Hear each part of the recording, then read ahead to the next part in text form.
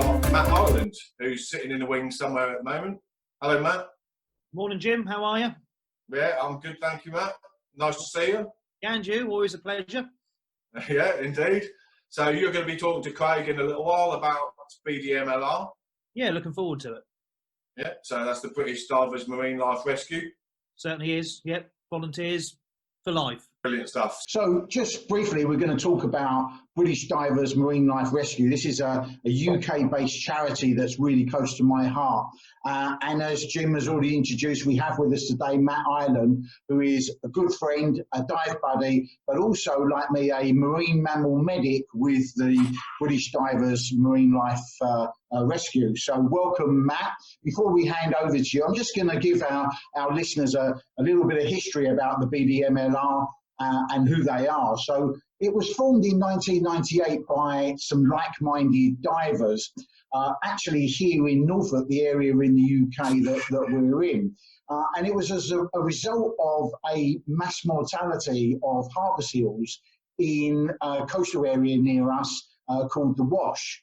And since its formation, the BDMLR has been involved in the rescue of marine wildlife around the whole of the UK. In fact, it is actually the only UK-wide charity that does look after marine wildlife. Seals are a major part of what we do. We have 45% of the world's grey seals on our beaches in the UK.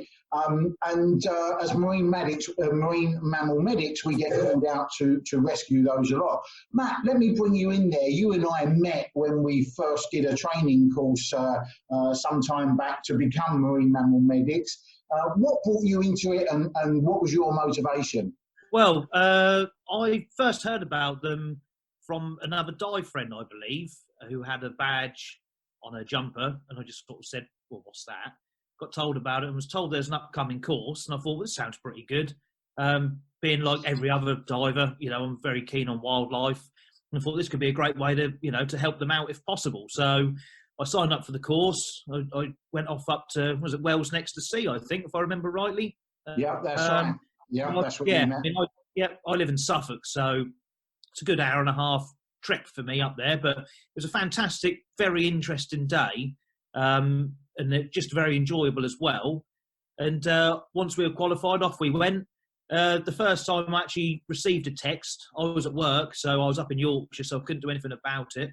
But eventually, when my first sort of shout as such came through that I could go to, well, I was pretty excited to say the least. Nervous, terrified, but excited to be actually able to go and help. So away we went. But to me, it's just a great charity, really worth supporting and helping. And it's just, I find it really, really rewarding.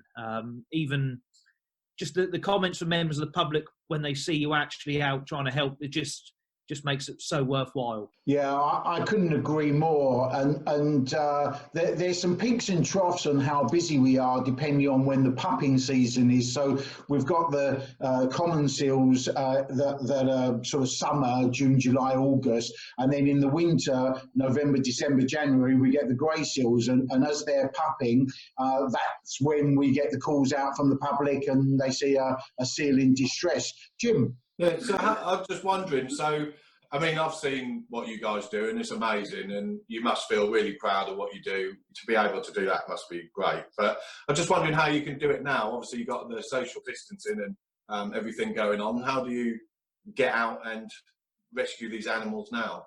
So it's been a lot quieter recently, obviously because people can't just go and freely out on the beach as such. I myself haven't actually received a text in the Suffolk area of anything being reported as yet, but we can go, because we carry identification cards, as long as we're carrying them, we can go, and all we can do at the moment is visually inspect and assess them. We can't actually pick them up because at the moment we can't take them anywhere because everywhere's either full or closed. We can just purely observe and check on their welfare, and we can always mark them, and then you know, if we go back out to it, we know it's already one that's been assessed. So are you getting less reports because there's less people around then? Absolutely, yeah. Like I say, I've not had, I know we're kind of in between the seasons, as Craig was just saying, but it has gone awfully quiet because it's not just seals we deal with, porpoises, and any marine life essentially. But there's been nothing. No. Well, so they're probably animals in distress. You just haven't had the reports. Quite possibly. Yeah, And unfortunately, we can't go and check because, I can't. It's a bit too far for me to walk to the beach to go and have a look. And the chance, it's like a needle in a haystack, isn't it? Going to the beach to hopefully find something that might need help. I take it as there's no calls, there's nothing in distress. That's why I think, So the process is, as Matt was mentioning, if a report comes in to head office, and we'll put the phone number up for those watching it on YouTube shortly. When a report comes in of a seal in distress, it gets handed to the local coordinator for a particular area, who then sends out a bulk text to all marine mammal medics in that area.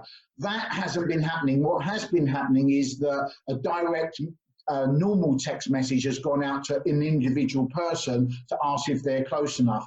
We are deemed to be an essential service, so as long as we're carrying our ID cards and we are on the way to check a seal, we are allowed to go and do that. And we have made a special arrangement with the RSPCA that they will do any transportation. We all have vehicles with seal cages in the back. We can pick up the seal under normal circumstances.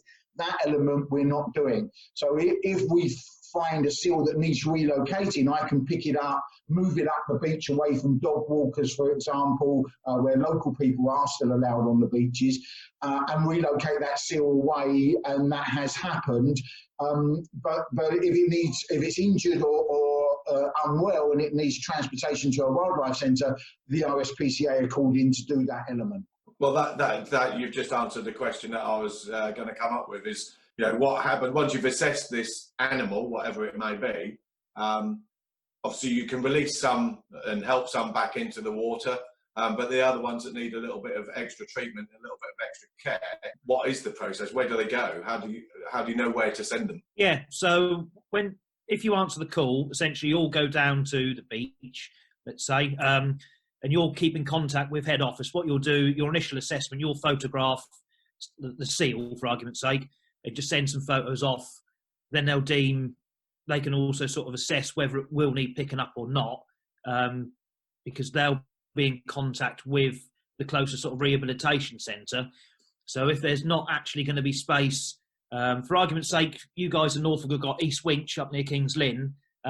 In Suffolk, that's kind of also the sort of closest area. So if it needs to be relocated, I could pick it up, and then I would take it to, say, somewhere around the Suffolk-Norfolk border and meet someone like Craig, who would then take the seal on and relay it. But they can also go south, because there's not many, I don't think there's any place in Suffolk really that can take them. Does it always go local then, or does it go anywhere in the UK? They have been to like the other side of the UK if need be, if there's purely no space, but they will try and keep them as close as they can, purely for not stressing the animal out, because obviously the longer it's taken to transport it, the more it's going to get stressed. So we don't want to be doing that at any cost really. So the closer we can keep it, the better. Yeah, and the way that's actually achieved is the marine mammal medic is not expected to drive across the country. Another bulk text will go out to link people up as relays. One thing I think it's really important to point out, Matt and I mentioned the dive buddies as well as friends. In fact, Matt and I are in the minority. There aren't many divers that are actually marine mammal medics, and so it's a charity anybody can get involved in, and it can be on inspections, it can be on relays and transport, or just on fundraising. Absolutely. I think it's amazing what you guys do, and I mean, it is all volunteer work as well, isn't it? So it's all your own time, and to be able to save just one seal, like Matt says, for example, a seal, it must be hugely rewarding. I don't know what Craig's first ever experience was like, but the very first time I went to the seal, I was terrified, and it just it took so long to actually get it, and I didn't actually have my crate on me because it was still at my house. So I had to get a friend of mine to go to my house to pick my crate up, to meet me at the beach, and to carry this poor seal all the way back up the beach. I was absolutely exhausted, but actually to manage it, once I'd been out a few times, it it became a lot easier. And as Craig said, you don't have to be a diver. My girlfriend's best friend, she's a veterinary nurse, but she's not a diver as yet, but she's an active BDMLR medic as well down in Cornwall. And when we went down there at the end of last year, we went and visited a few of the SEALs that they've got in rehab to see, how they're doing it and meet a few of the medics there as well, which was great. One thing I think we'd like to mention, Jim, to end this on is just some information for any member of the public that happens to come across a seal that they think might be in distress, or a porpoise or a dolphin stranded or anything like that at all. We are the experts. The British Divers Marine Life Rescue have people covering the whole of the UK coast. We have specialist entanglement teams. If somebody's out on a boat and sees a wow entangled, it could be a porpoise. In Essex recently, we had 2 dolphins stranded on a mud bank that we successfully rescued using the RNLI hovercrafts there to get our guys out onto the mud banks. But if you see anything, don't actually approach it. They look cuddly, particularly seals.